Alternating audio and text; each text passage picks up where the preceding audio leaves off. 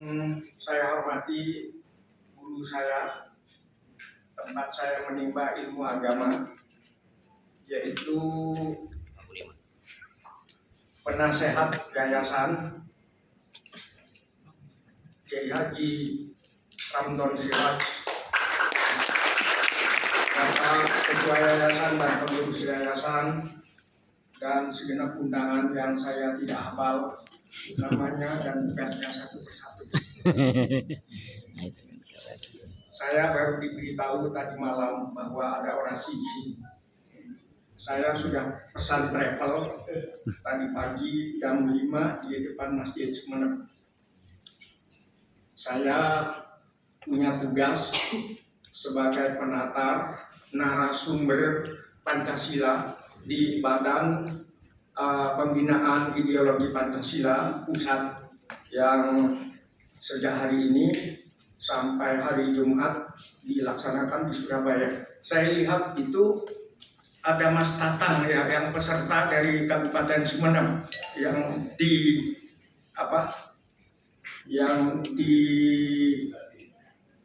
sebagai peserta ya. Beliau konsultasi sama saya, Pak Kiai, saya boleh ikut Pak Kiai? Ya boleh saja, tapi pada waktu saya ngajar, Anda kalau tidak ada, Anda dianggap tidak ikut. Saya bilang begitu. Akhirnya saya bahagia yang insya Allah dimuliakan oleh Allah di bidang dunia.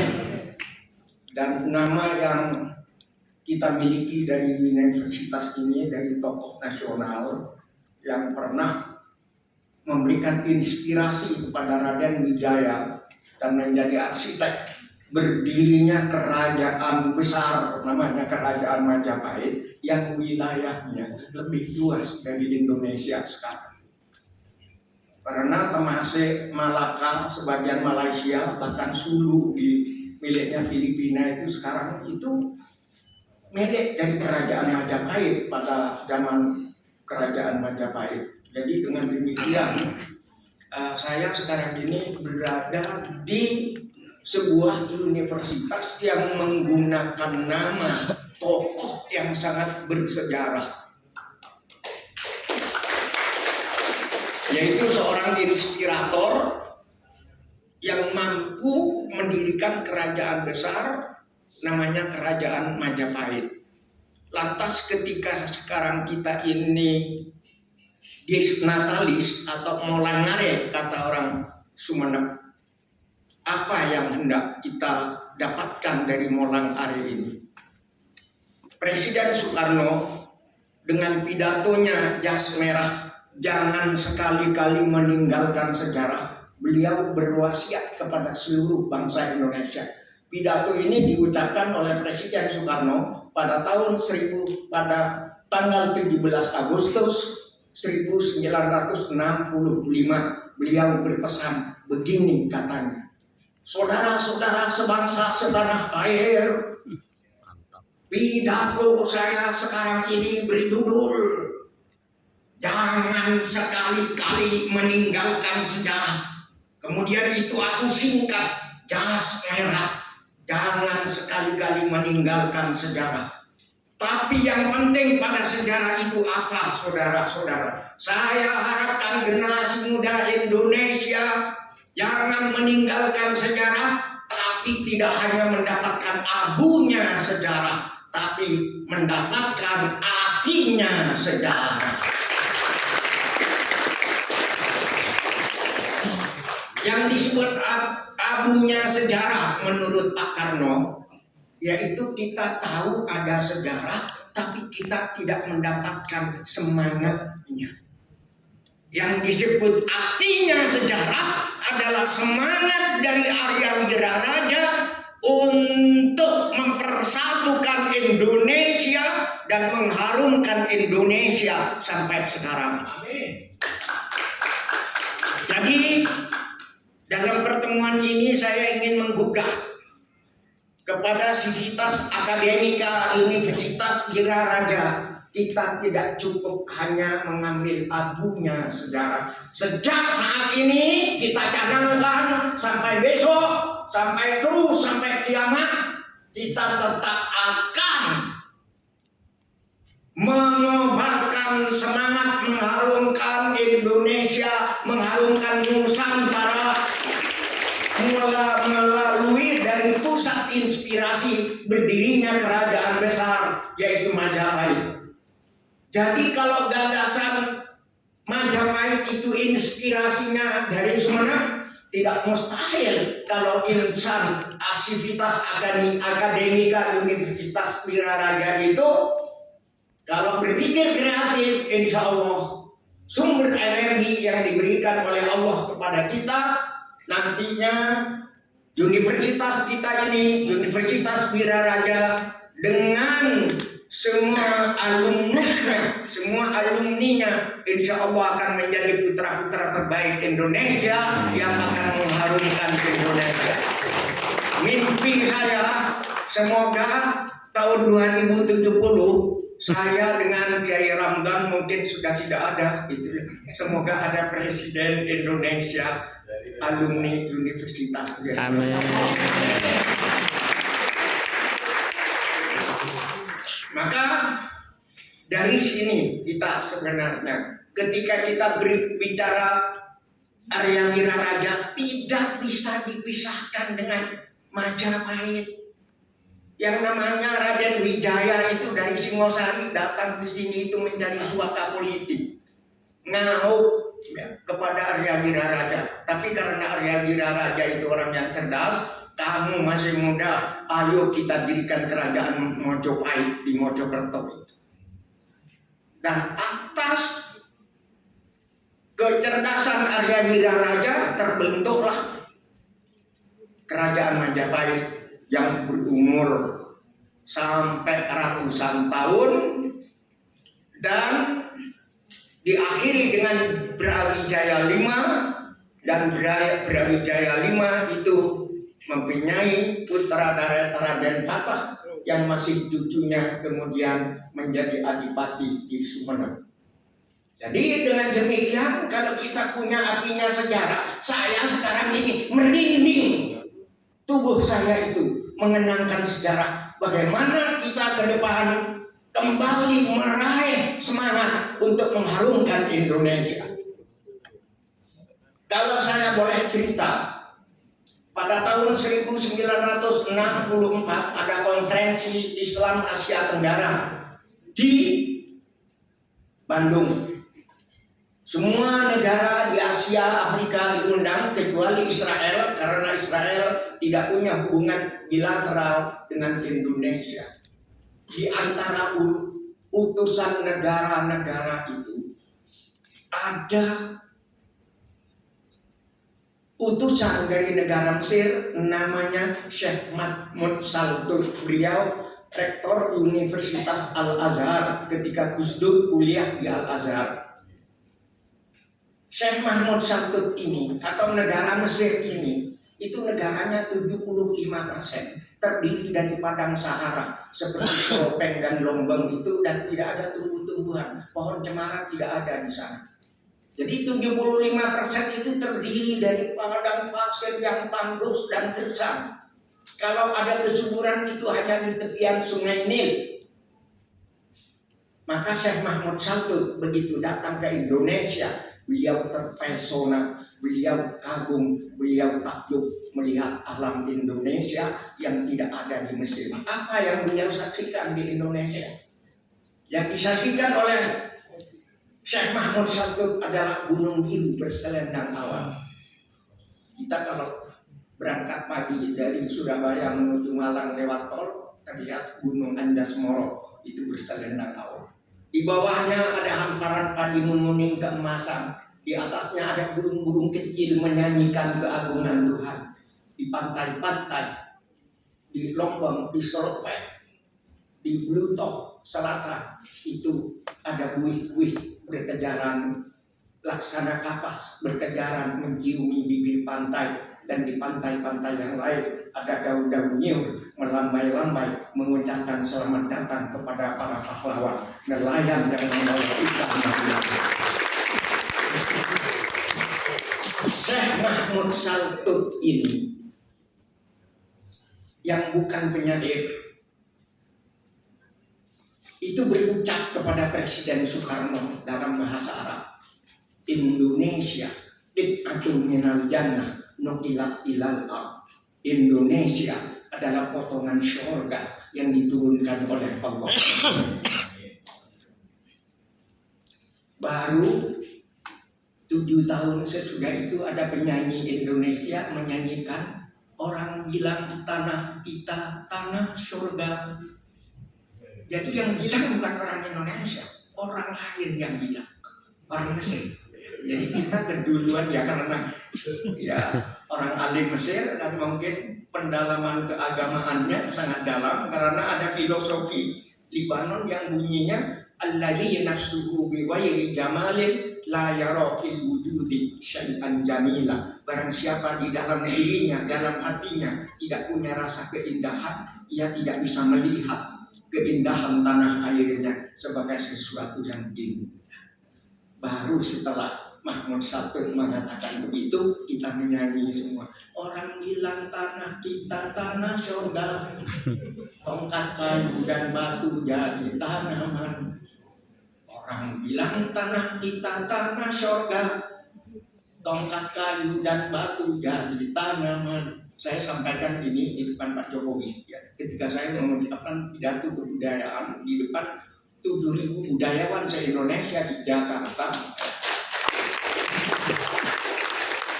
bahwa ini penting, ini yang paling penting, bahwa tanah air yang subur, makmur dan indah, kalau ingin tetap subur, makmur dan indah, harus diurus oleh hati yang bersih dan indah serta budi pekerti yang indah.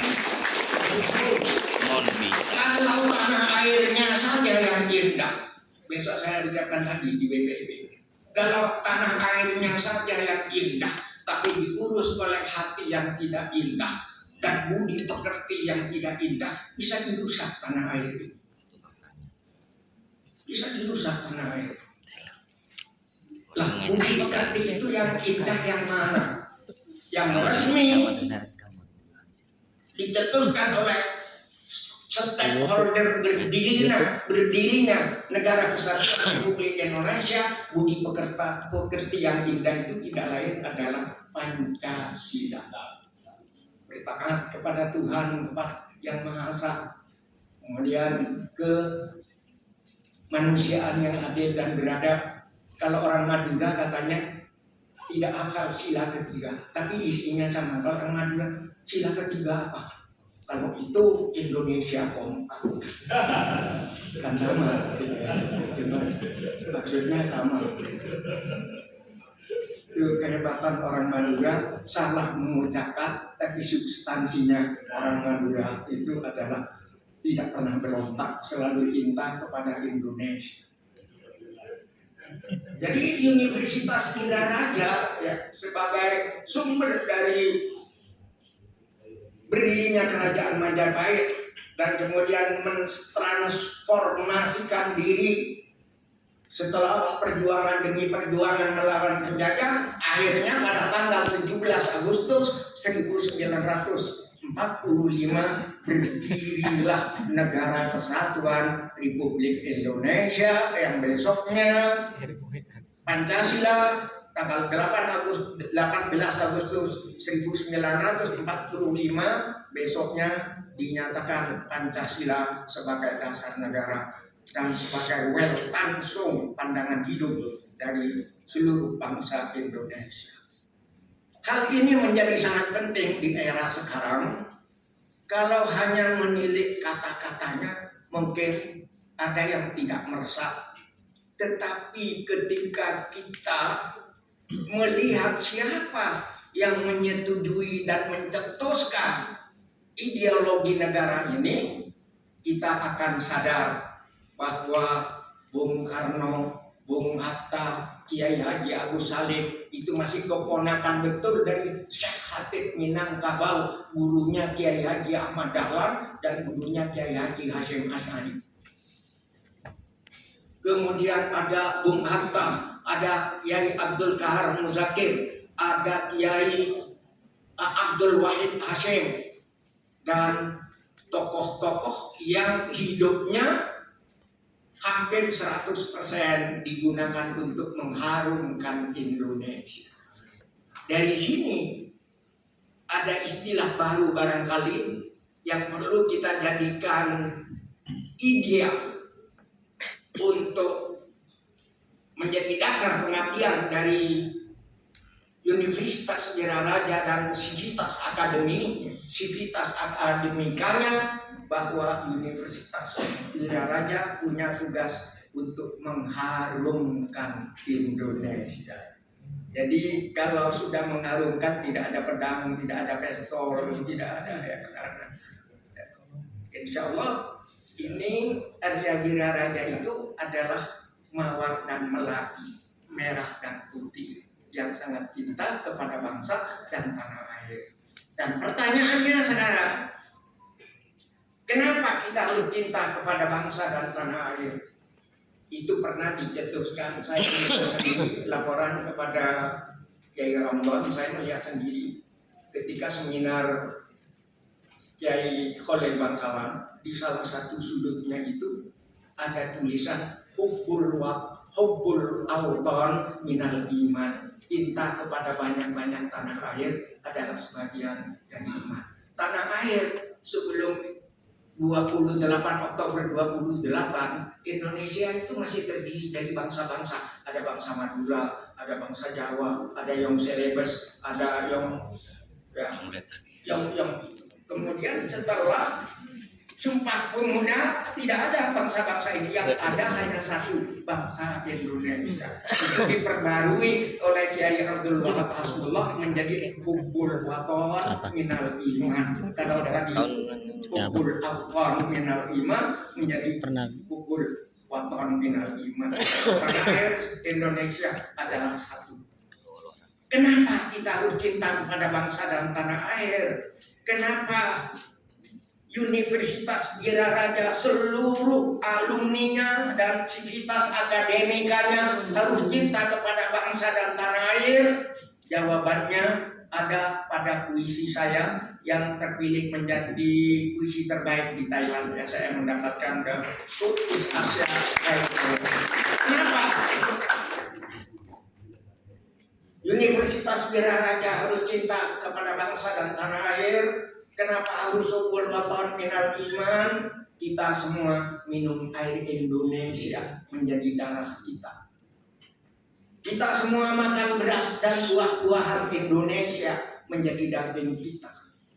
Kita menghirup udara Indonesia menjadi nafas kita. Kita bersujud di atas bumi Indonesia, berarti bumi Indonesia adalah sajadah kita. Allah. Dan bila tiba saatnya kita mati, kita semua akan tidur dalam pelukan bumi Indonesia. Daging kita yang hancur membusuk, daging kita yang hancur membusuk, daging kita yang hancur membusuk akan bersatu kembali dengan harumnya bumi Indonesia. Subhanallah. Jadi dengan demikian kita boleh mengenang kembali ucapan Presiden Soekarno ketika mengucapkan pidato 17 Agustus 1964 yang judul pidatonya Tahun Vivere Pericoloso. Bung Karno mengatakan demikian.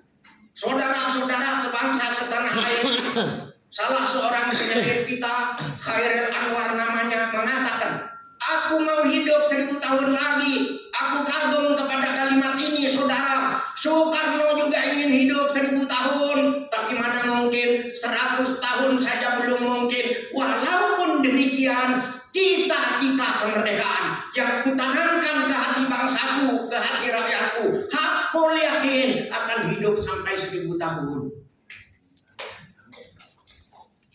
Jadi tugas kita sangat mulia sekali. Kasihan kepada para pahlawan. Ada dari Sumeneb yang namanya Letnan Ramli yang harus mengucurkan darahnya di Kamal di bumi Indonesia ketika Belanda mau masuk ke Madura lagi. Kita harus hormat kepada Kiai Abdullah Sajjad yang dari gulu-gulu itu pada malam hari beliau ditembak oleh Belanda karena saking cintanya beliau kepada bangsa dan tanah air. Dan saya mendapat berita dari kisah Nabi, ayahnya tetanus itu kakeknya Kiai Ramdan Siraj yang namanya Kiai Muhammad Ilyas. Kalau memimpin beliau pakai sarung, kalau memimpin lagu Indonesia Raya beliau itu sambil meneteskan air mata karena cintanya kepada Indonesia, karena cintanya kepada bangsa dan tanah air. Jadi dalam kehidupan sehari-hari kita harus berupaya berdoa. Ada waktu untuk berfatihah, ada waktu untuk mendoakan Indonesia ini. Karena dasar ketuhanan yang Maha Esa itu akan menjadi pijakan utama bagi kita untuk mendoakan Indonesia. Karena sebagaimana di preambulnya Undang-Undang Dasar 1945 itu dijelaskan bahwa kemerdekaan Indonesia itu adalah karena rahmat Allah Subhanahu wa Ta'ala. Untuk dirahmati oleh Allah seluruh bangsa ini, maka satu-satunya jalan kita tidak bisa mengandalkan kecerdasan dan otak kita sendiri. Kecerdasan, kepiawaian, dan kemudian ketangkasan berpikir itu tidak bisa diandalkan, apalagi dikaitkan dengan filosofi orang Madura. Mentetireng penter dong, bedeguna, tetireng kocu, saya menjadi orang pandai, orang boleh bergelar yang tinggi-tinggi, tapi pembaca Pancasila di depan presiden itu yang ketua DPR akhirnya masuk penjara juga. Kurang pandai gimana? Tetapi tidak mujur. Karena itu marilah kita menjadi orang yang mujur. Untuk mujur, dekatlah pada yang punya mujur. Yang tidak lain adalah Allah Subhanahu wa Ta'ala. Ditambah lagi dalam filosofi Madura bahwa tata krama Madura itu ternyata Pancasila. Saya mendapatkan kecung, mohon maaf, kecung ini kecungnya orang naik pohon siwalan di batang-batang Pak Kiai. Jadi lagunya pun lagu tangga-tangan gitu. Kalau tidak cocok, tidak masalah, tapi isinya sangat bagus.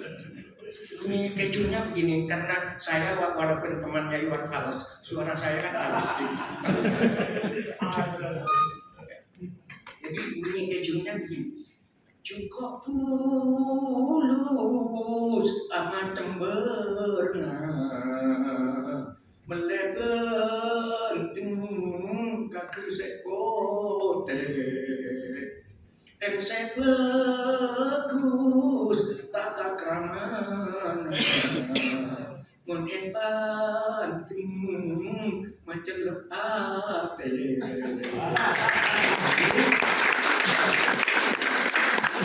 Saya kemarin diundang Anies Baswedan ya tanggal 23 kalau tidak keliru.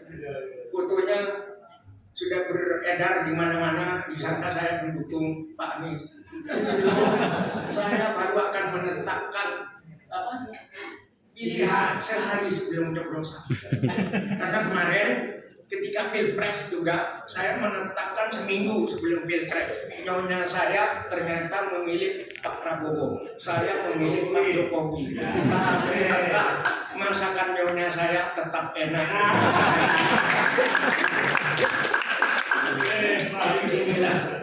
Jadi ini bisa menjadi filosofi tata krama Pancasila model Universitas Geraha.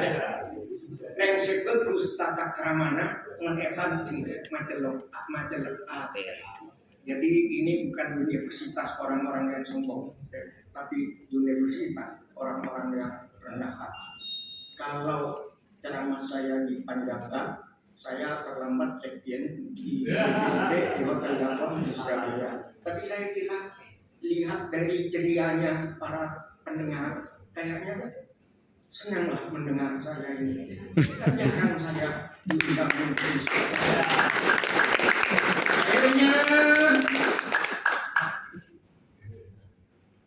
kalau Anda membeli galah, jadilah bambu di Surabaya. Kalau ada ucapan saya yang salah, berikanlah maaf kepada saya.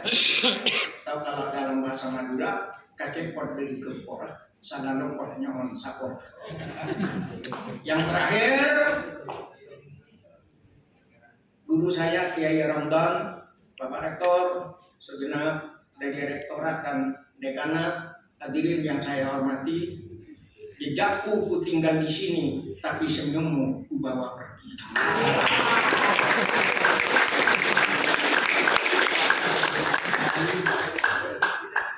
Kalau di sini masih ringan, ya yang saya paling berat hari Kamis, karena semua pesertanya di BPIP itu adalah utusan sekitar 800 dari perguruan tinggi karena saya mohon doa agar saya masih bisa ngomong dengan baik.